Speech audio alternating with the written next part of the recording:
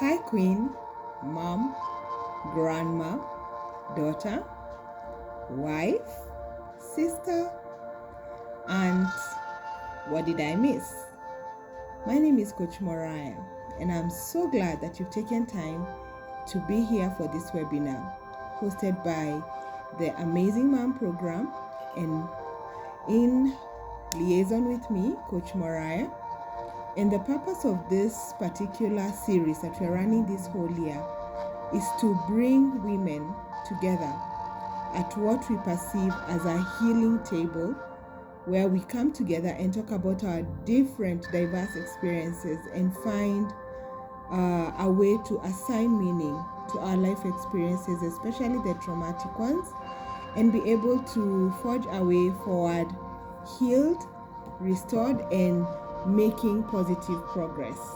If you're new here, please listen to our other videos, and I'm sure you'll be able to catch up very, very fast. So, as a bit of recap, we over the past 2 months, we've covered different topics, and we are currently doing a book called Wounded by a lady called Agisa Tongoi-Odhuno, and the book is helping us unravel the mystery of the mother wound at different levels, stages, aspects, and perspectives as well. And for this particular session, I'd like us to talk about womb experiences. And I don't know what that would mean for you, but I would like us to imagine that when we were in the womb, ourselves, we went through something. And maybe it was well for some of us in the womb, or it was a challenge for some of us who might have been unwanted, who might have been untimely, who might have been too soon, And the reason I'd like us to have this conversation is because I get feedback that we can't really trace the origin of rejection. And for us to be able to cope with that, I feel that it might be good for us to understand where, from what point as infants or as live beings that we begin to perceive rejection and experience hurt.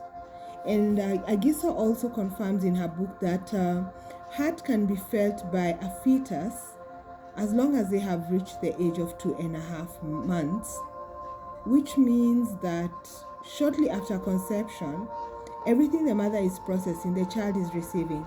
Every conversation, the mother, the parent, or anything in the environment of the mother, the child is very apt to understand and gauge it and be able to relate with it and engage it in a certain way.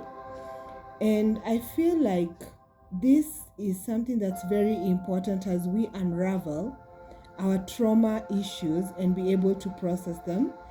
And from my perspective, as you know, if you've been following for a while now, is that rejection happens at different levels, sometimes in subtle ways and other times in open and public ways. And whichever way it happens, it still affects you. And remember, the target of this forum is for us to heal so that we may set a better place for the future generation that is coming after us. Which makes me wonder, how far have you come along your healing journey so far? Where are you stuck? Might you be stuck somewhere? Are you feeling like I can't move beyond this point? And when I was working my own way and creating my own path, because after trauma, you just don't fit in. The norm is not the norm for you, and the standard is not the standard for you, because there are other underlying things, there are other hidden things, there are other intangible things and quantifiable things that you'd like to speak about, but you can't because of unprocessed issues. And so as we go through womb experiences today, maybe you could just get in touch with me and let me know, does that topic relate to you? When I was born, my mom told me, and we used to laugh about it a lot, about how she had hoped to get a boy. And she was disappointed that I was a girl, and I didn't really pay it any mind until later on in life when I realized that it had affected me subconsciously in a way. And I didn't blame her. I didn't take it too much to heart. But on my journey of healing trauma, I began to pray about it, and I realized that it had hurt me from birth. When she looked at me and said, "Oh dear, it's a girl. I wished it was a boy." And I grew well. I developed well, and here I am today. Isn't God so good? And sometimes as a mother, you might have wanted something different. You might have wanted a different pregnancy experience, and the child can tell. So today might be a bit bumpy, but let's just get to the grind of it and say, if you've experienced a difficult pregnancy, how did you navigate it? If you experienced pregnancy in a trauma situation, in a distressed environment, have you taken time to recover with that particular child regarding that trauma or regarding that experience that you had with them? I remember one of my difficult pregnancies, maybe challenging. It's just that the others I had sailed through very easily. I remember constantly talking to that fetus before I met them. And I would reassure them that the world is a beautiful place. Mommy is just sad for now. Mommy is really weepy for now, and it's gonna get better. And when the child came, I remember still going through a bit of postnatal depression and reminding myself that this baby needs to know that it has nothing to do with them. And that can be tough for a mom who is not able to catch herself. And this child has grown with so much love and affection towards me and great trust, because I believe from that womb experience, they knew that mom is a real deal. Now, from the insight we're getting from the book, the conversations we are having here, many women and men, surprisingly, have given me feedback on other areas that I need to touch on. And I realize that it is a very deep issue, and trauma is so personal. But I want us today to just uncover where it all begins, which is at conception. So it could be a teenage pregnancy. It could be a one-nighter. It could be a rape. It could be a fling. It could be makeup sex. And even if you're married, there are times when you and your couple might not be ready for a baby. And when a baby comes, one of the things I've had to talk to so many women about is that it's only the hand of God that causes that sperm to actually locate and lock in an egg or more. And it's not debatable, because there are women who have tried and they are not conceiving. So first, I'd like us to agree, even to disagree, that conception happens only by the hand of the mighty God. And one of the things that I've been really noisy about with my groups or in my groups is that, do you know you are created? Many of us stop at the place where, oh yeah, I was born into. But do we understand that we were created, that God actually had us in mind? Do we find new resolute to push on, to live on, to say that then there must be something good for me. Then there must be hope for me. Because in that womb experience, when we were conceived, that was the hand of God. And the word of God says that he knit us together like needle and thread and put us together specifically for our life journey. And what the devil seeks to do is to make sure, should you get to your destination, you will be exhausted, you'll have been defiled, you'll have been detoured, you'll have been decultured, you'll have been living a life that does not warrant any worthiness. And from the womb, if you allow yourself to just sit and reconnect with your Maker,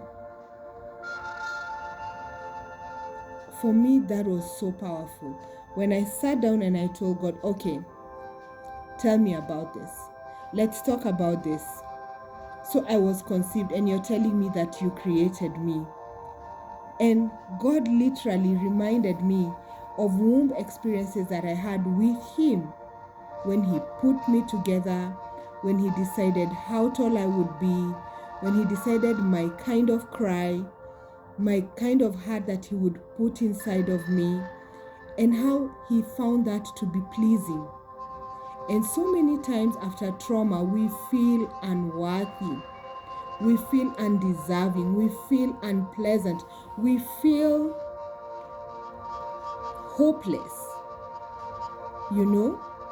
And that's because we are leaning on our own understanding.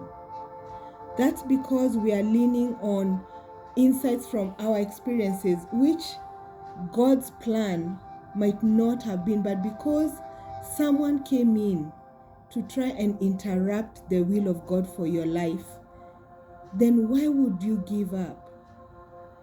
And that's the need why we need to come to this table. Like I say every time, I will always serve a buffet for you to come and pick what you need on your journey, and make sure that you're well fed, that you eat and you're home or you're at work and you get this video and you pause and say, I need to process myself.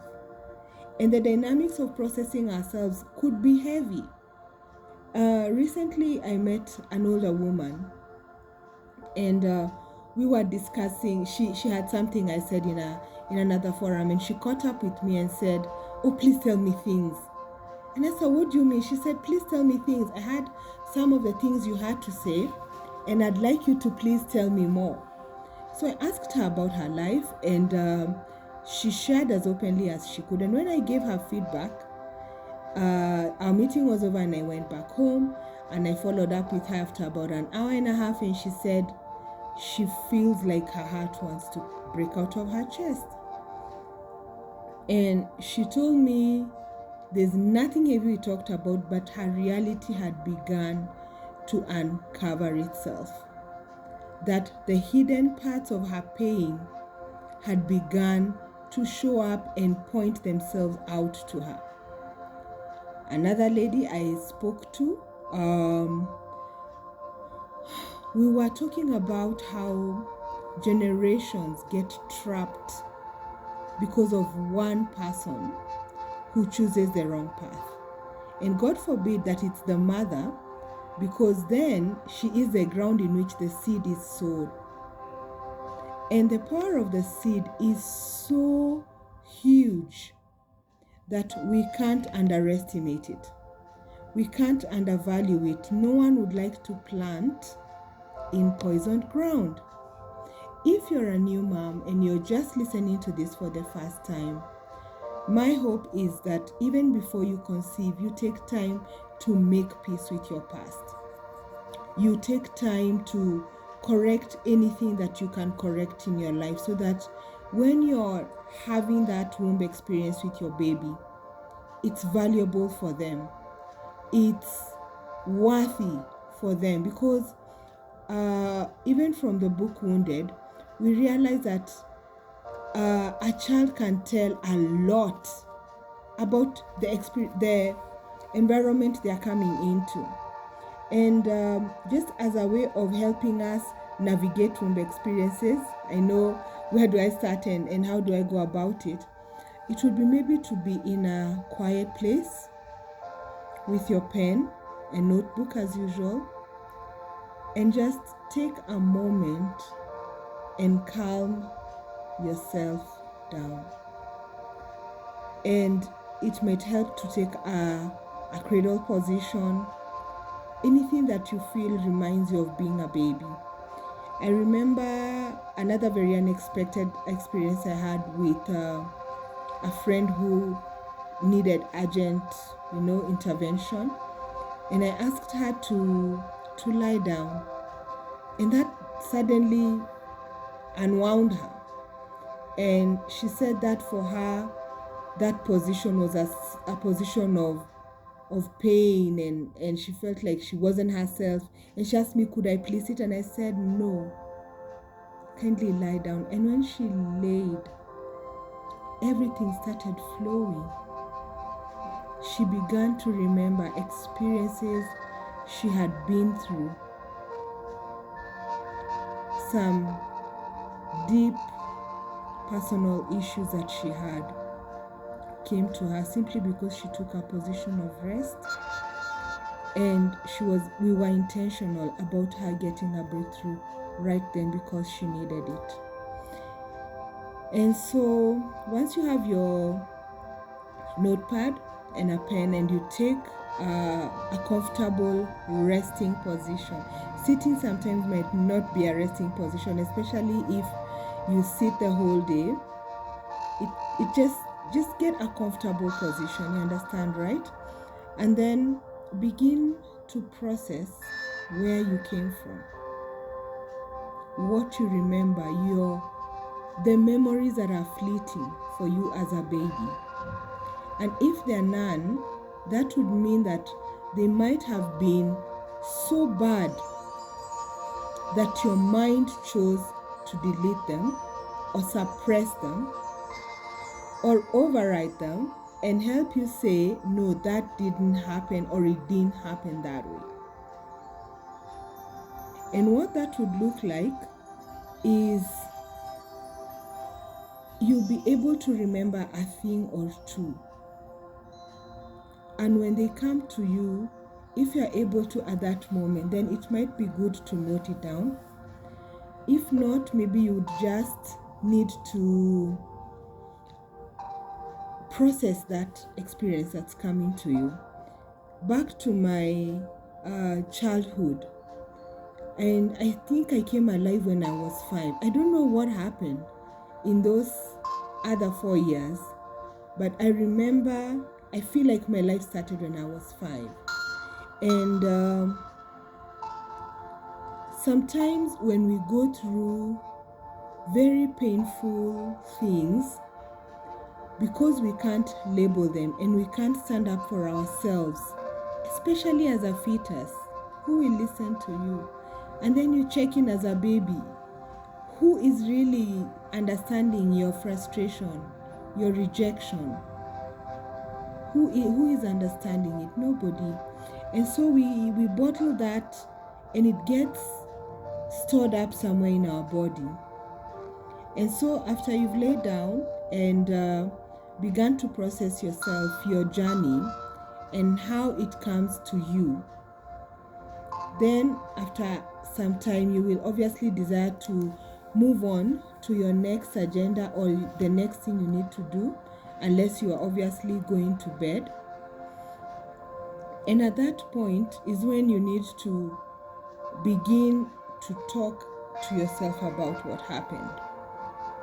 If it's so painful, you could reach out to someone that you trust. You could reach out here, and we begin to unearth that experience for you and why it hurts the way it hurts and why it's coming to you the way it's coming to you. And when we talk about inner child experiences, it's because I am a body right now that's housing a child in me that if I do not attend to them, should I live to be 90?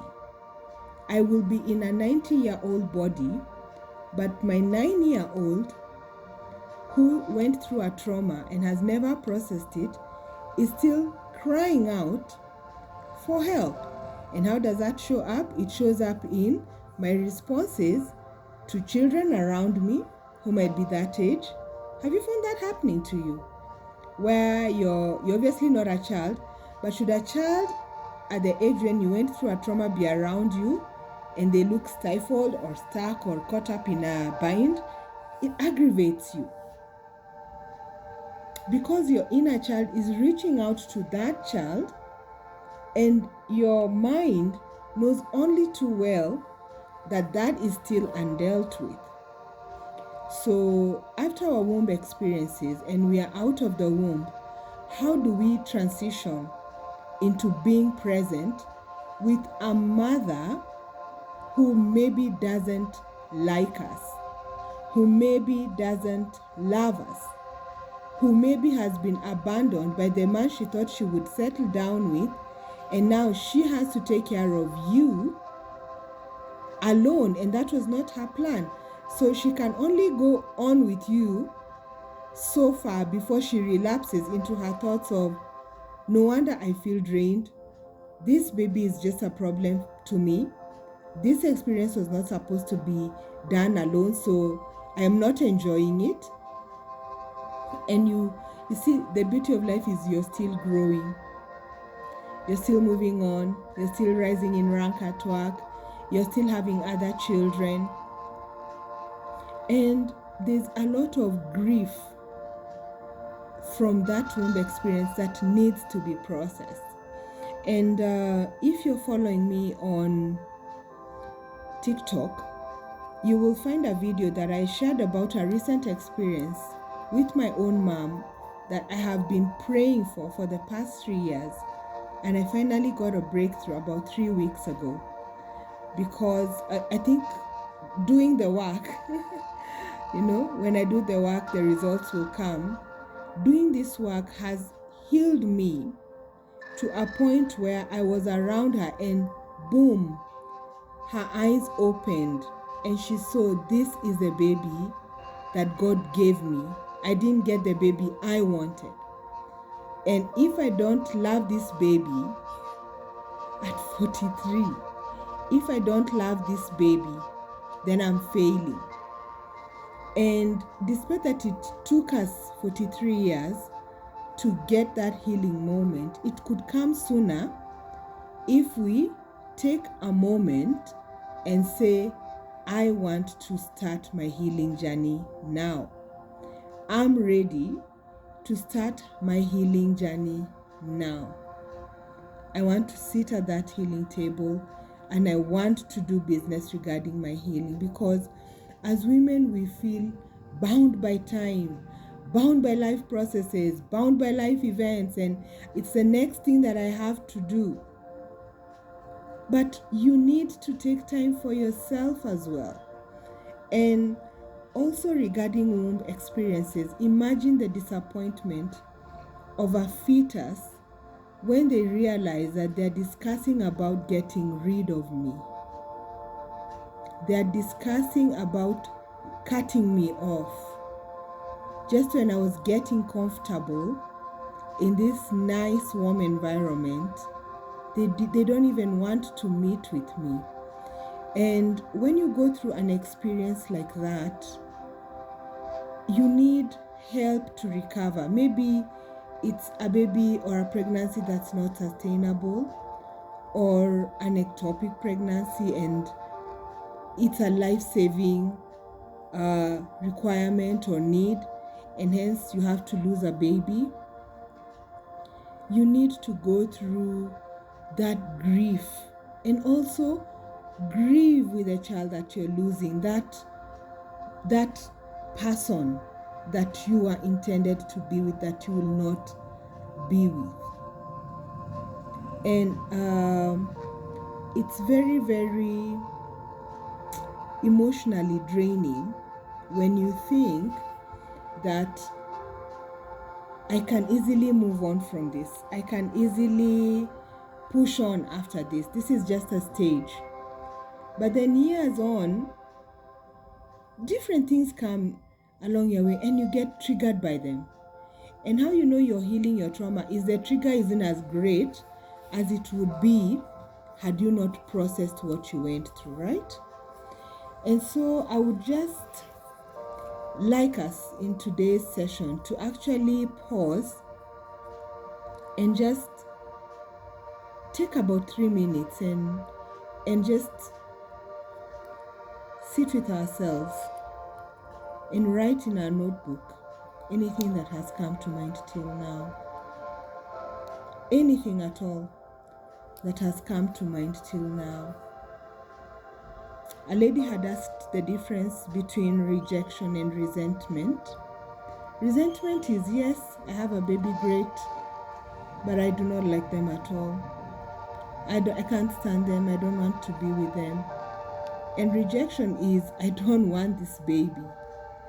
I wouldn't want to have this baby.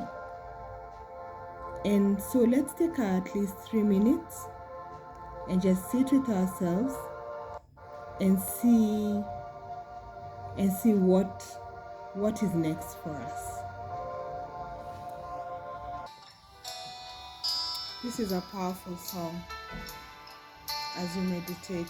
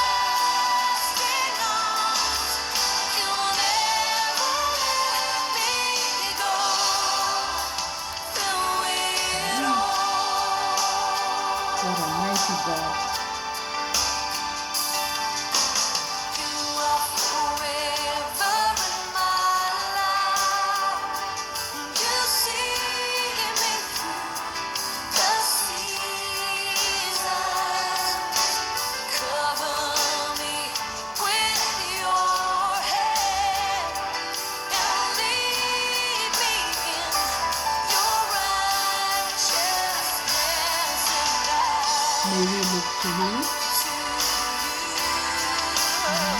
May we wait on you.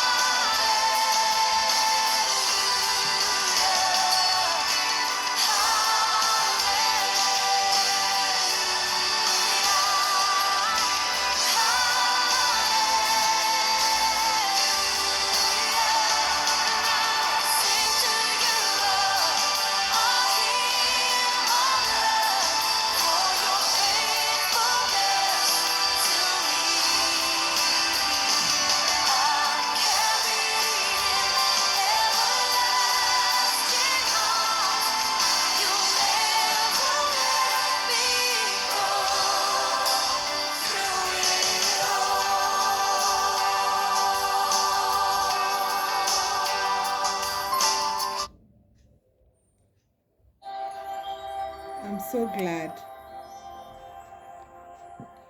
that you've taken those few moments for yourself to try and unearth, at least to start the journey to reconnect with your womb experience. And I'd like to take this latter part of the session of this webinar to talk about what it looks like to live with a wounded spirit. I'm borrowing from the book Wounded again by Tongoi-Odhuno, and she talks about Proverbs 18, chapter 18 and verse 14, and she says, "The spirit of a man will sustain him in sickness, but who can bear a broken spirit?" So imagine being broken right from the womb, where you should have experienced all and only love, caring and nurturance from your mother. And she goes on to explain that man is a spirit that lives in a body and has a soul. So this is a body, and there's a spirit that is in me, and my soul that is connected to God. And she says that we live by the ruach of God, which means the breath of his spirit. And she quotes Genesis chapter 2 verse 7, and she says, "And the Lord God formed man from the dust of the ground and breathed into his nostrils the breath of life, and a man became a living being." If God took time to create Abraham, and we could argue that then we are just born, but then wouldn't we all just be looking alike all over the world? And our differences and our different life experiences show us that God has an accurate plan for our lives, a definite purpose for each one of us, and also that the trauma we've gone through was not really to set us aside negatively, but rather to give us a hope that we can fix it and change the lives of those who come after us, because we know whose we are. And the devil's first intention in trauma is that you don't believe that God really loves you. You doubt the presence of God, because where was God when you went through that trauma?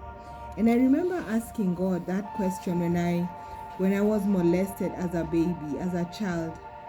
And I asked God what was happening to me around that time.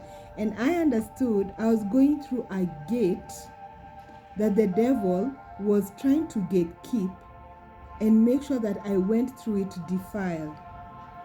And when I took time to heal that trauma, after about 30 years, so you can imagine, I lived with that guilt, I lived with that shame, I lived with that pain and burden for 30 years. And only when I was at a very devastating point in my life, I decided I will confront this monster. And Tongoi goes on to say that this is just an earth suit. Our skin is just a suit. And that's why when someone passes on, we say the spirit has left the body. What about the soul? And she says that the soul is invisible to the eye, and it is composed of the mind, emotion, and will. Let's talk about the will of a fetus. They have one will, and that will is to live. That will is to meet this woman, this vessel that has been carrying him or her around. And she says that this part of man differentiates him from other creatures and gives him a personality. The soul man is his self-consciousness. So imagine the self-consciousness of an infant who has been a fetus that has been brought to life. And then the person who is entrusted to love them and nurture them and care for them has that self-consciousness of this little child. and they have the ability to feel emotions which cause him or her to feel love, hate, fear, or desire. This is heavy, and I think that what would help you and me understand this better is to understand that the mind is different from the soul, completely different, because the mind will argue and come to a conclusion and move on. But the soul is constant, and the soul, she goes on to say, the soul has no sense of time. Can you imagine that? Our soul has no sense of time. We are just in being. We are present the whole time. And that's why after trauma and during trauma, we are in a bind that it feels like what we deserve sometimes, where we need to be, what we need to experience, especially if you lack support. And so as we go through how a wounded spirit would affect our bodies and the manifestations in which it would show up, I feel like I need to do a series on this. She says a wounded spirit affects our bodies, and she quotes Proverbs chapter 17 and verse 22. A joyful, cheerful heart brings healing to both body and soul. So if right from the womb your joy was taken away, no cheer was talked about in relation to you, no cheer was experienced in relation to you, do you understand? Are you able to make the connection now that could be why? Right? And she says that when a mother wound goes beyond the emotional and physical layers, it can have a destructive impact on the human spirit, cellar of that child. Next question in her book, we're in chapter 6. She says, how can I know that my human spirit is wounded?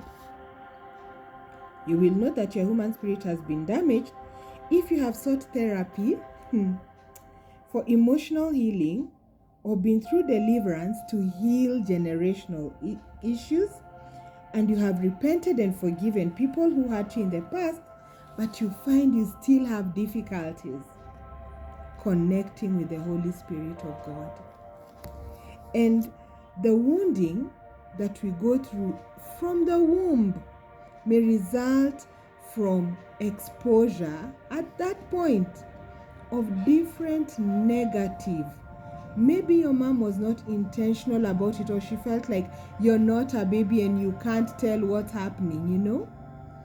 Or she was too busy, going through too much to process that for you as her infant. She says that it may result from exposure of negative words or actions that could have killed your spirit. She goes on to say a child with a wounded spirit will show signs of profound rejection, which could eventually lead to suicide. Might you have found yourself in that winding lane? And she says some of the things that will happen to you are sadness. Are you always sad? More sad than happy? Do you have self-pity, self-hatred, depression, apathy, inferiority, insecurity, failure, guilt, despair or discouragement? And I'm sure you could go deeper, but usually these are the basics, constant basics. And she goes on to say that the wounded spirit can also make the child rebellious. Teenage delinquency, adult crime life, youth crime involvement, abuse of drugs and alcohol. And she says rebellion makes a child angry. Not that the child makes you. Rebellion makes that child angry, hostile, competitive, domineering, manipulative, stubborn, unteachable, intimidating, bitter, critical, resentful, controlling, and passive. And all this because this child's spirit was wounded. So there are the different parts of us and how they can be wounded. And she goes on to say that wounded kids grow up to be wounded adults. And wounded adults most likely wound little children. And as we come to an end, maybe this will shed some light for you. There's a lady called Ruth Hockey who wrote a book, Healing the Human Spirit. So we've covered the journey of the womb from conception. And we've agreed, or I've agreed with you, I hope you agree with me today or later, that we are not our own. And we are not happenstance. And we are not accidents. And we are not untimely, because it takes the act of God for you to have been located by a sperm and have been carried full term and made to be present for this moment now. And in her book, Ruth Hockey talks about healing the human spirit, and she identifies how the human spirit can be exposed to wounding, and then that creates certain emotional diseases. My goodness. And they would manifest in a timid spirit, preventing a person from being empowered. Ever been around someone who is totally comfortable with just not being empowered? Not able to pursue anything, you know? And she says that the body could also manifest what is happening to its spirit through pain and worry. So you're so timid, it now manifests as pain. And then there's another imprisoned spirit that could come upon you, because if you've been a prisoner to trauma, then you will resort to addictive behavior. Please, if you can find that video on TikTok where I talk about how we soothe trauma. That was a very awakening engagement. How we soothe trauma. And she says that an imprisoned spirit will resort to addictive behavior as a coping mechanism.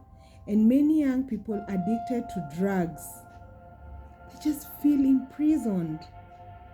They're in bondage. The next spirit she talks about is a defiled spirit. And she says that when your spirit has been defiled, you're not able to make a clear distinguishment between good and evil, which may result in a lifestyle of ungodly behavior, immorality, self-harm, and use of substances that will harm you. And then there's a crushed spirit. When someone's spirit is crushed, they feed off a deep sense of despair. Ever met people like that? Have you been feeling like that? And muscle pain is a part of this experience. They may be confounded by what people hold dear have said about them, gossiped about them, or slandered them. And that is because you have a crushed spirit. So when you hear what so and so said about you, oh no, this is my end. Then there's a broken spirit that can cause someone to feel weak and unable to get up in the morning. You dread the morning. An orphan spirit gives a person a deep sense of loneliness. Nobody prefers me. Nobody is choosing me. Nobody wants me. And isolation. I will just remove myself. I will exclude myself. Does this make sense? I'd just like to know, is it ringing a bell? And then she talks about a starved spirit, self-rejection, And this person is characterized by rejecting other people. Because they're so starved, they can't stand other life meaningful experiences. So they reject people around them. They may see it as a physical starvation, leading to behavior such as anorexia. My goodness. So, my takeaway from today's session is that right from the womb, if I do the work, results will come. And the Word of God says that when the light comes, darkness cannot stay. And what I've been encouraging myself is some chains and bondages that hold us back just need the presence of light and they will fall off. My prayer is that chains have fallen off, bondages have been broken in our lives as moms, because we understand we can still go back and make good. We can still take time with these children who are born in whatever way they came and heal those relationships. So, because of time, I'd like to end our session here and say that it's always a pleasure to have this conversation with you. I hope you enjoyed today's buffet at the healing table. Feel free to reach out to me here. My email is here as well. My contacts are here. And I'll be glad to walk you through that journey. Maybe all you need is a breakthrough session to know this is what was holding me back this whole time. I'd love to be a part of your journey.